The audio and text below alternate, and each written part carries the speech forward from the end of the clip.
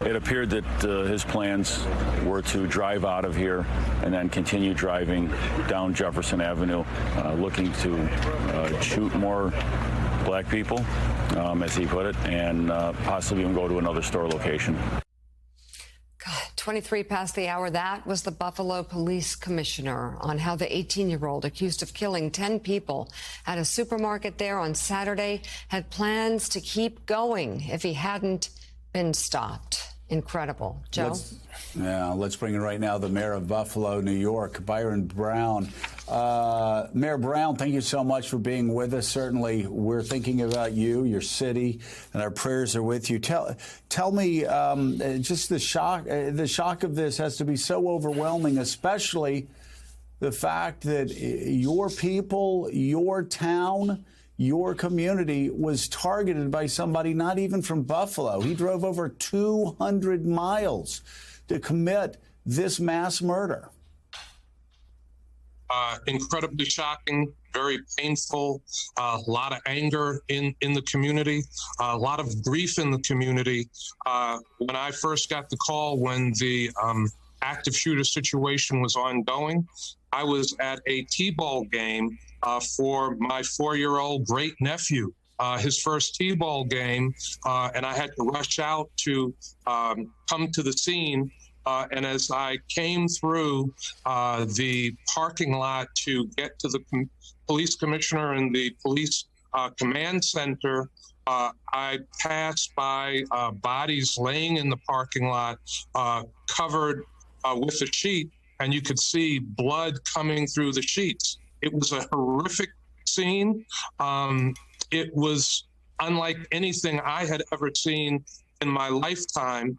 And there were people praying and grieving in the immediate area.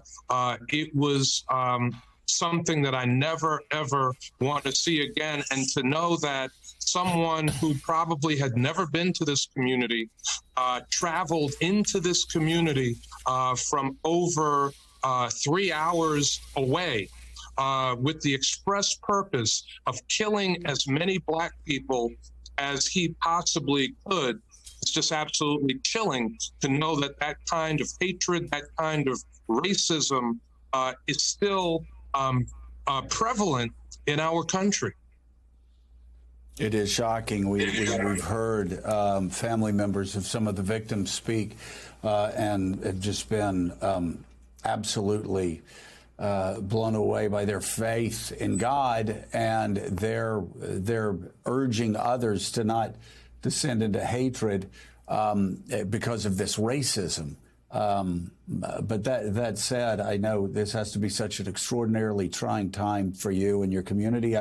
I want to ask you if you could talk about some of the Americans who were gunned down yesterday, some of the Americans who were under those sheets, some of the Americans, our fellow Americans, who lost their lives simply going to get food for their families. Well, Buffalo is a loving community. Buffalo is a welcoming community known as the city of good neighbors nationally and internationally. We are legendarily known as a warm place. Some of the Americans that we lost, an 86-year-old mother and grandmother, very religious woman, taught her family to believe in God, was visiting her husband in a nursing home, stopped in to pick up a few grocery staples, and never got home from the supermarket. The mother of our retired Buffalo Fire Commissioner, someone who has devoted decades of his life to protecting this community, times put his life on the line and lost his mother in this kind of tragic, senseless incident. A man in the supermarket just buying cupcakes for his child's birthday party, never got home. A retired police lieutenant, security officer in the top supermarket who engaged the shooter, who returned fire. The shooter was wearing armor, body armor. And so the fire that came from the security guard had no effect through the body armor, and he was killed trying to protect the lives of others. And if not for Aaron Salter's courageous actions, probably more people in that supermarket would have died or would have been injured. A woman, Kat Massey, an active block club member, active member of the community, any community meeting to talk about ways to make the city of Buffalo better. She was there. So terrible loss of great lives, great Americans, people who had poured richly into this community, people who did not deserve in any way, shape, or form what happened to them, and 10 great American lives taken from us, and the lives of families and so many members of this community altered forever. Mr. Mayor, what is your message to the people of your city, people who are feeling understandably right now a range of emotions, some that you articulated pretty well here, horror, despair, but also anger?